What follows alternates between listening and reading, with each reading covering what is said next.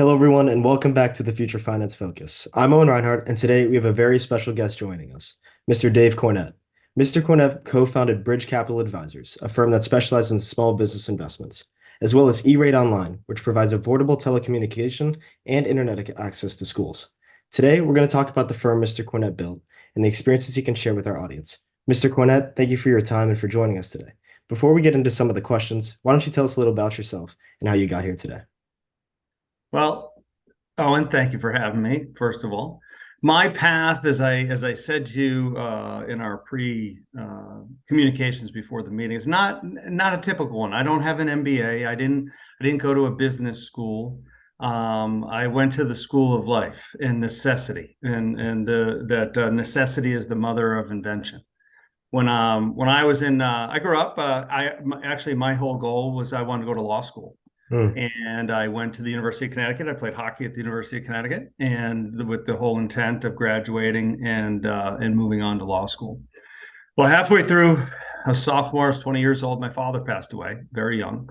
I've now since outlived him. That's how young he was. And different generation. Nowadays, most people plan life insurance. Overnight we were poor, literally just poor. So poor that I had to call my college coach and tell him that this was literally August 29th, and I had reported for hockey August 28th.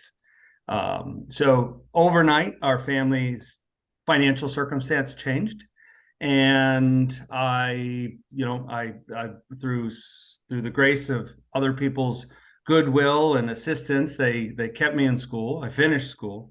I graduated and went on to Quinnipiac University, as they were transitioning to Division One, and to coach and become a grad assistant and get a law degree. Mhm. Well, although they are currently great timing is everything, they are currently the reigning national champions for college hockey. Uh-huh. Uh, I They still don't have a grad assistant's position, and in fact, the coach is still my friend and my old boss. He asks me all the time, "Do you want to come back?" But sadly, or not sadly, but the program was young. They were paying me $2,000 a year, and I moved from. I grew up in the Boston area. I moved down to Connecticut, where you may or may not know this, but it's literally down Route 10, which your mom would know, which you might Mhm. want to edit this out, but it's right down the street from Yale. And so I moved down to Hamden, Connecticut, New Haven, Connecticut, and with $813 in my bank account, making $2,000 a year. So, needless to say, I had to start something. I Mhm. had to just to eat. I was hungry, not just in a sense of, hey, I really want to do well. I was legitimately hungry. Yeah. So that's where the necessity is the mother of invention. To be honest with you, I've said this many times before in mentorship groups, and you never know when opportunity presents itself, even in the most darkest, most tragic days. It Mhm. just turned out I happened to be pretty good at this business thing. I had a mentor, and that's another thing too, Owen, that I tell as many people as possible at all ages, by the way. Don't ever be afraid to lean on someone else, especially someone more experienced in your entrepreneurial journey, or quite frankly, in your life journey. But I had people that helped me out, gave me a job, recognized something in me that I didn't know I had. But as fate would have it, it was 1995, the same year that the Telecommunications Act of 1996, when it was finally written, was being developed by the Clinton administration. And what that is a telecommunications grant program for schools and libraries across the country. I knew obviously nothing about this, but while I was doing odd jobs an older gentleman who had a light construction company at the time. Mhm. He helped me out banging nails, and he recognized I could put a couple sentences together. And this program came out, and he said, "Do it." And me Mhm. being 24, 25 years old at the time and broke and hungry, I said, "Sure, I can do anything." Mhm. So I turned this little opportunity, not little opportunity, became a big opportunity into one of the third or fourth largest companies of its kind today. I am older But it's crazy to say that this company is coming up on its 30th anniversary, which is crazy. But really, and this will be good for your group. It's a great business, Owen, and I'm very, very proud of it. But it took me, again, my path was not the same. I was just winging it, and I was coaching, and I was building my business. Hmm. And and to this day, I knew I had to pivot. And I to this day, I all of a sudden I had 10 clients just outside of Boston, Massachusetts. I have no idea how I got them. I just remember I worked 20 hours a day. And a lot of people say, oh, yeah, I really did. I was recruiting. I was coaching. I was traveling. I was the Midwest. I'd go out to Omaha, Nebraska, Des Moines, Iowa, Hmm. recruiting. And then I'd come back. I work in my business. Then I'd go to the office. I'd make recruiting calls, and then I'd go to practice. Mm. I couldn't do both. So I had found I really, really enjoyed the business. I really and really enjoyed being my own boss, first of all, but building my thing. And I never knew that. Again, I'm sure most of the founders you're going to talk to, Hmm. not all, but it's more of a planned event. I went to school to do this. This just kind of happened. Hmm. Um, but what I built was a really nice business. But what I really found was I love business. Mm. I don't really care what the vocation is, what they say, what the end product is, what the Yeah. service is.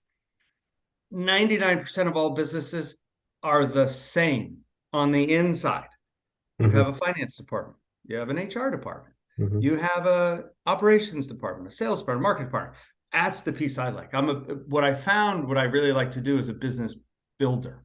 Mm. So with I have this nice business. What I found out 15 years later is what they call a niche business or a cash business, a Mhm. lifestyle business. It produces cash and income, but it's not necessarily something that any like who the slang term E-rate online is the name of my company.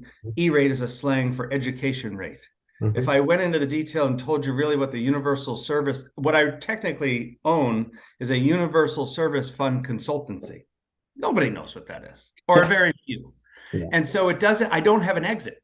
I Mhm. don't have a way to monetize this entity, but Yeah. it does spill off income, investment income.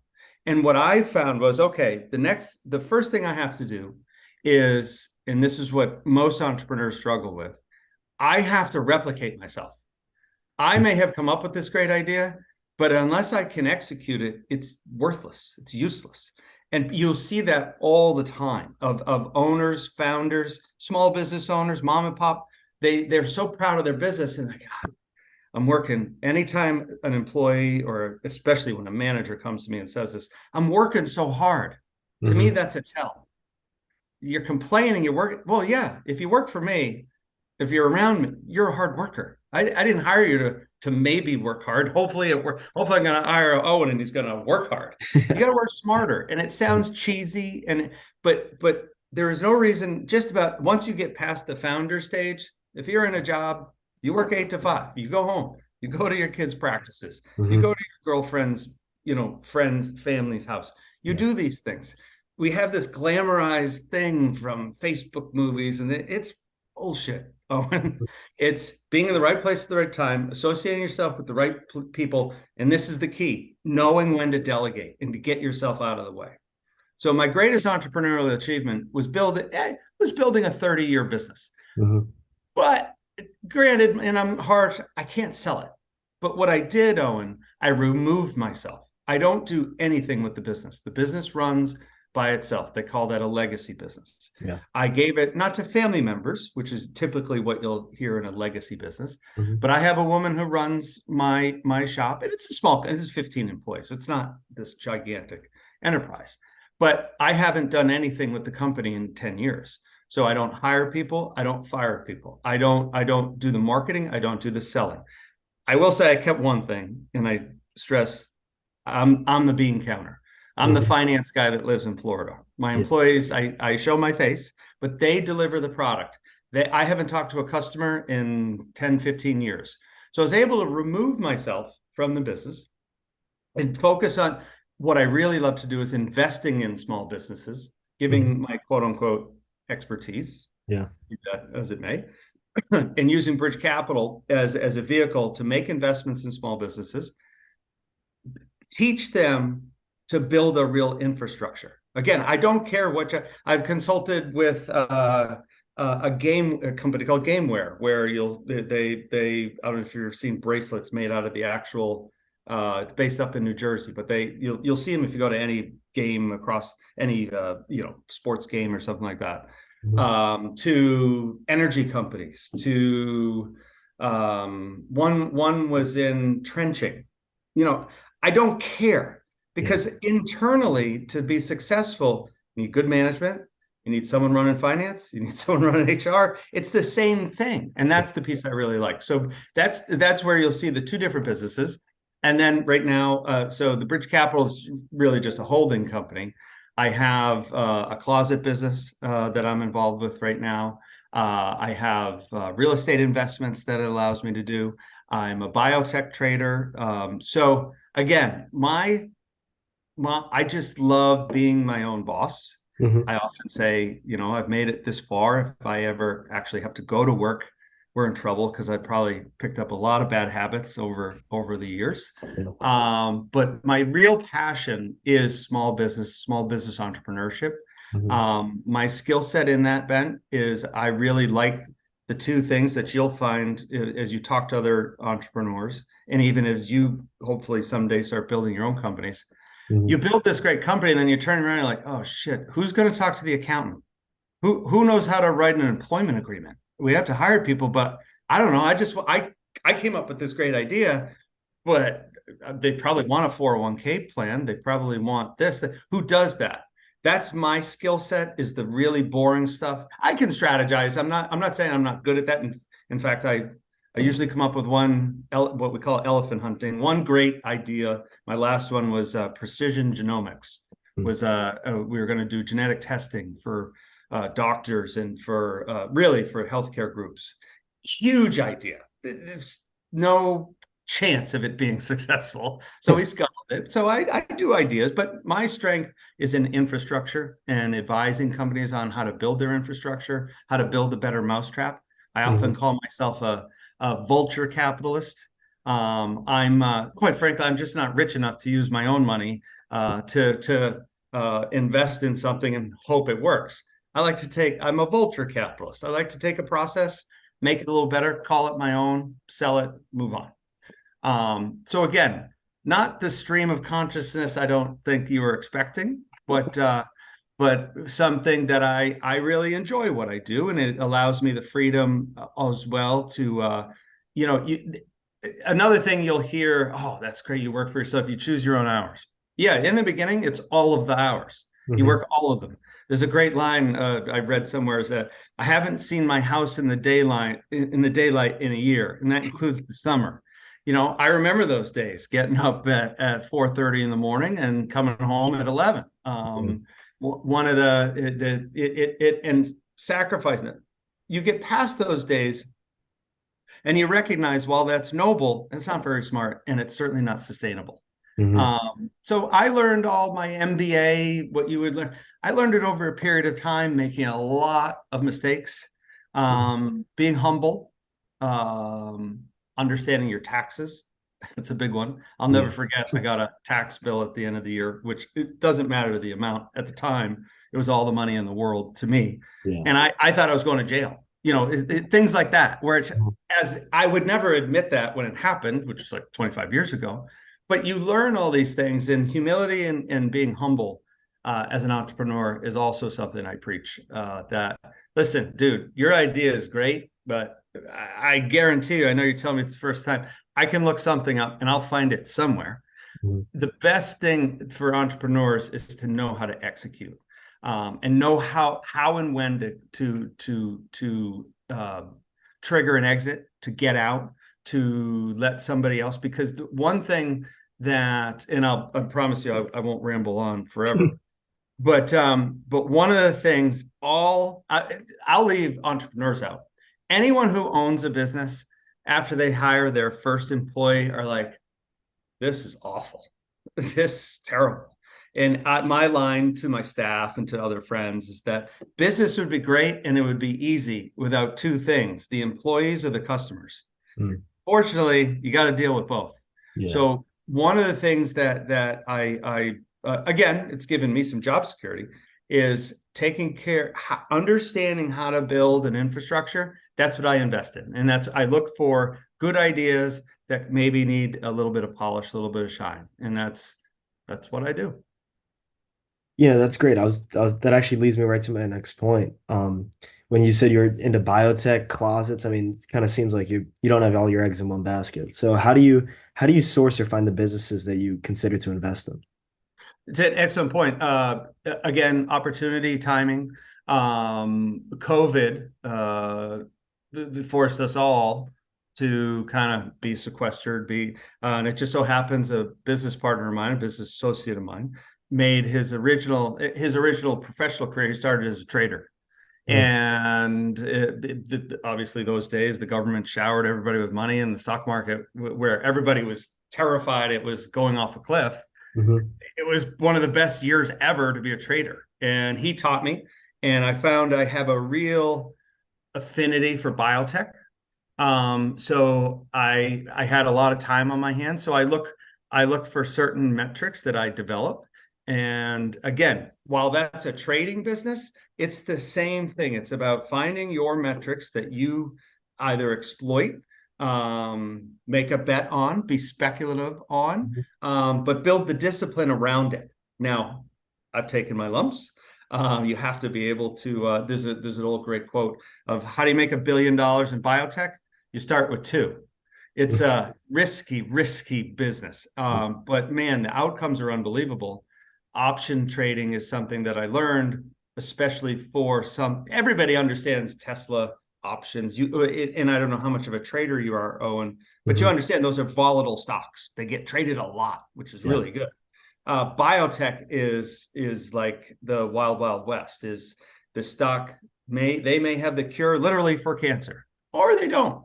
So these companies are very volatile, and I developed my own system trading around that. So I developed a metric system there for businesses, and this is a key thing for you and for your audience and for anyone getting in. It's my network. I'm not the smartest guy in the world. I don't read trade magazines and go, here's what I'm thinking. What I do is I have a big network. I Hmm. talk to people. I Hmm. have I have an office across the street from where you're sitting right now, with four other guys, and they all own other businesses. One owns an insurance business. One owns a healthcare business. One's a general contractor, owns a big construction company. So we trade ideas, and with those guys, we'll make investments. So I look for I look within my network 90% of the time. Every now and then, over the past 20 years, something has come up. I've researched on my own, but Hmm. almost always, Owen, it comes through my network, through discussions, through just happenstance. Quite frankly, Yeah. always looking for something. And so it's oh, and for me, a couple of metrics to put into, to be way more the MBA answer to your question Yeah. is I look between 2 and 10 million. Um, between two and there's a couple of great quotes. 80% of all business starts never get above $1 million in revenue. Hmm. 90% never get above 2 million. Once you get above 2 million, and 2 to 4 now is a really interesting gap. And again, I don't care whether or not you're the next Meta or you sell cylindrical coffee mugs or whatever. You get between 2 and 4, and it's a chasm. You mean something to somebody. $2 million Hmm. in revenue.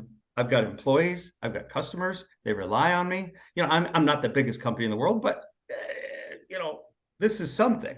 Hmm. And up to about 4 million. When you get about 4 million, 4 to 7 is really the sweet spot. Yeah. That generally is what I look for, Owen, and it comes back to what I was telling you before. of to delegate, of to look for smarter people. Entrepreneurs, and they hate to admit it, Yeah. all entrepreneurs, all of them, and you see the struggles that Zuckerberg actually has had with Meta. Hmm. All entrepreneurs, when they become the chief, the boss, they have managerial limitations. They reach a ceiling where they're no longer to manage the environment. Hmm. And so that 4 to 7 million window is so attractive, Hmm. because what you'll have is you'll have um, an older ownership group that, for whatever it is, they have never been able to get out of that range, because now you're talking about lines of credit, you're talking probably about multiple facilities, you're probably talking minimum of 35 employees, upwards of 500 employees. Hmm. The scale of it starts to weigh on an older ownership group that does, I can't give it to my kids. I don't, I got to get out. To the younger group, who just is clueless, has just never learned anything, has gotten there by luck.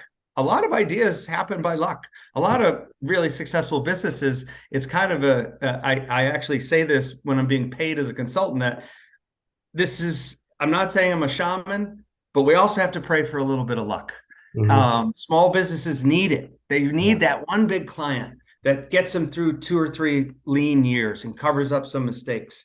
Hmm. They need that one banker that says, you know what, I know you're a new start, but I'm going to give you that first term loan or the first line of credit. Yeah. You know, that's luck.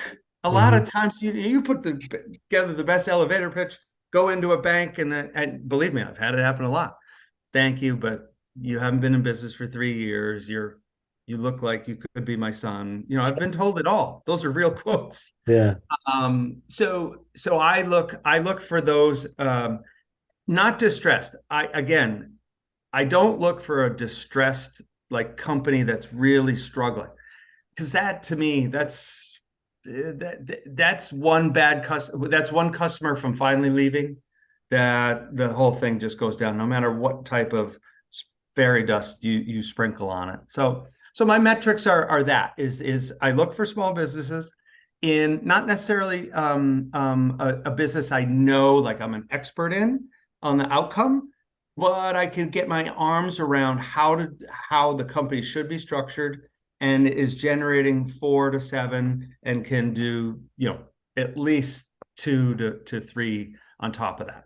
And I'm usually blue skying a lot of things of what's also, I try to reverse it. How big could we make this? Hmm.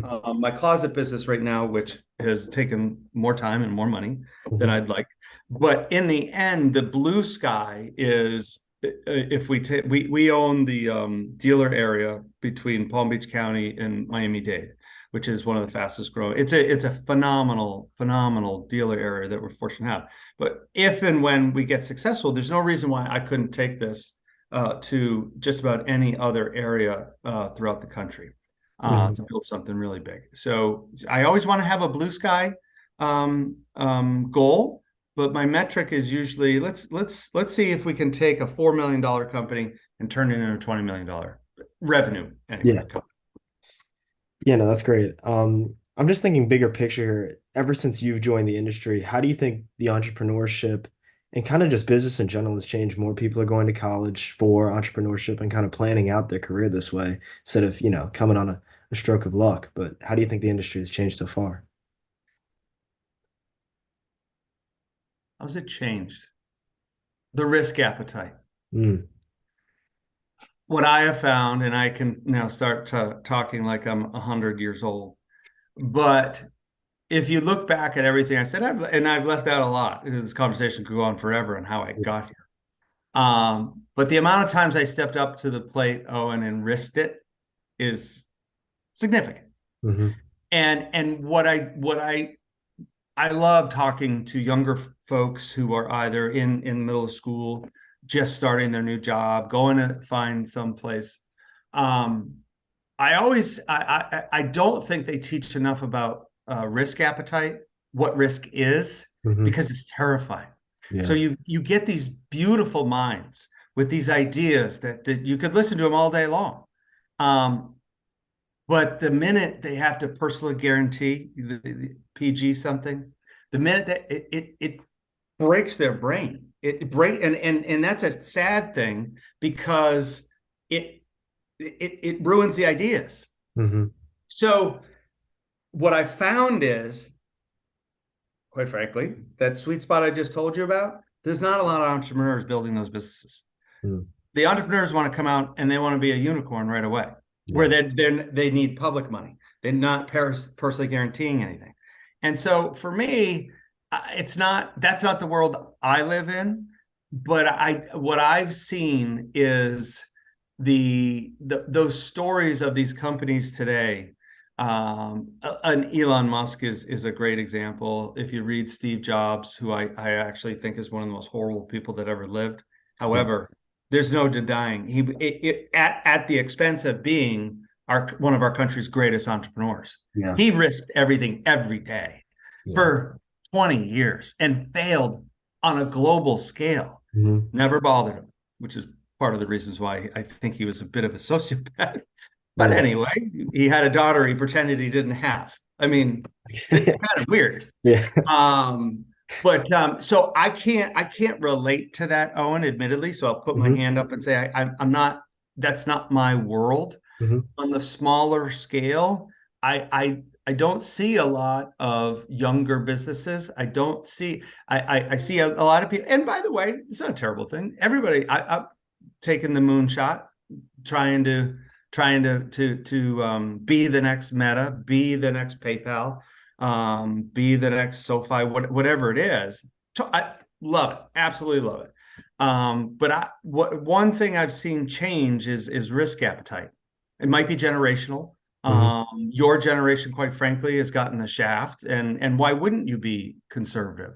Your mom and dad and I, and I'm fortunate enough that we've done well, but you know how many kids where their parents just lost literally everything, Yeah. and not their lives, I mean, and the schooling, and that your generation should be a little bit more conservative, quite frankly.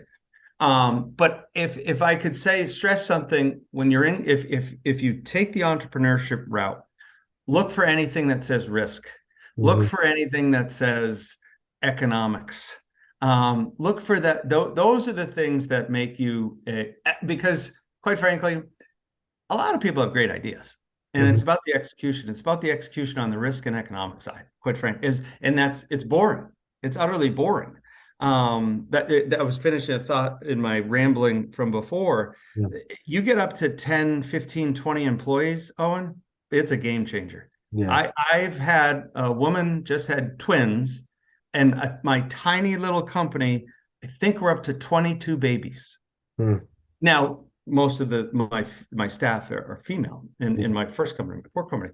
How do you manage around 22 babies in a tiny little company? You don't think about that when you have this great idea on how I want to change how these people get their technology monies. No, what I'm really doing is okay. We're going to split her accounts are going to go half there. That's what business is. Mm. So I don't know if they teach that. So I just see risk appetite to would be the concise answer to give you something to edit out later. But Hmm. I would say risk appetite has changed, and moonshots. It's an all or nothing game. Does that make sense? Yeah, no, it does. It's a gamble, you know.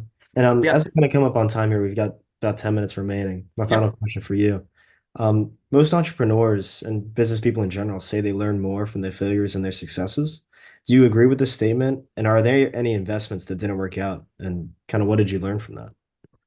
That conversation would last 50 times longer than my successful businesses. Absolutely. Yeah. You learn more. Hmm. A, I'll tell you what, you learn more about yourself, Hmm. right? You learn more about spending a year and its opportunity costs, especially as you get a little older. Opportunity costs for you, Owen. I won't ask you how old you are, but you're younger than me. Your opportunity cost is right now is you can't even see that Yeah. because you have all the time in the world. Hmm. My opportunity cost, if I screw this up, I've just spent a year not doing something else that would have been fruitful. Hmm. And so the genetics business was one. My biggest one, though, I had an energy business, a company called Conveo Energy. Might even still be on my. It was I was going to change the world with LEDs and with hydrogen power, Hmm. grid power. It's the Yeah. greatest thing ever, and it was a slog. And I spent an extra year doing it. So you learn two things. One, do you really have it in you? Do Mm. you really have it in you to get kicked in the teeth, lose money, going back to the risk appetite, Hmm. and then go on to the next idea? Yeah. So that's what you learn about the business. Yeah, you learn I got to be more capitalized. I have to know smarter people. I'm going into business. When I moved to Florida, I still had it. And I'm thinking, how do I do business against NextEra and FPL? Hmm. Who am I? But I didn't stop me. Yeah. Um, but you will also learn, and the two are tied together. You also got to cut bait, whatever stupid metaphor you want. You also have to know, cut it out, move on. You have to know how to preserve your opportunity cost. So it becomes an ego thing, right, Owen? Like I was just Mhm. saying, Yeah. I've worked on this for a year. We're this close when you're really not. Yeah. You have to have the intestinal fortitude and the risk appetite to say, you know Mhm. what, guys, this business is not working. We're wasting our time. We're wasting our employees' time. They should go get jobs somewhere. We've wasted their time. This isn't going to work. Go cut. So what I would 100% agree with the statement or the assessment or the observation that you learn more with your failures, Mhm. but it's far more personal than any revelation on business. Does that make sense? Yeah. No, Don't perfect. ever. It sounds like it's the cat hang in there, poster. Hmm. It really is. As Yeah. cheesy as that sounds, like okay, Owen and your buddies, it didn't work. So what are we going to do? Do I have to get it? For me, the fear was always getting a real job. So I was always motivated. We got to find something else. Yeah. But that's what you learn is your intestinal fortitude, your risk appetite, your humility, and can you get off the mat and go start a new thing? Hmm. Most businesses fail. It's just the truth Yeah. in terms of statistically. And then you have, don't get caught up in these entrepreneur like a guy like Peter Thiel. A guy there's certain guys that like they literally whatever they touch and under any circumstance they become a gazillionaire and it just works. That's okay to study, but that's very, very rare. That's Hmm. very, very rare. But I totally agree with that assessment, but would just make the point it's far more personal assessment Hmm. and what did I learn and what am I made of than necessarily my approach. The approach, if I can tell you and all your viewers, be well capitalized. Hmm. Do anything you can to raise the money while protecting as much equity as possible. That is the key. That should actually be the entire entrepreneurship because everything else is all about is the mechanics. Yeah. Take economics courses. I just gave you an entire entrepreneurship. Be capitalized and execute well, and you'll be fine. Yeah. Yeah. That's some very valuable insight, Mr. Cornett. Once again, just want to thank you for coming. It's a pleasure having you out here. And I know your time's very valuable. Just thanks for coming out. Appreciate it. Really enjoyed the discussion, Mhm. and best of luck to you.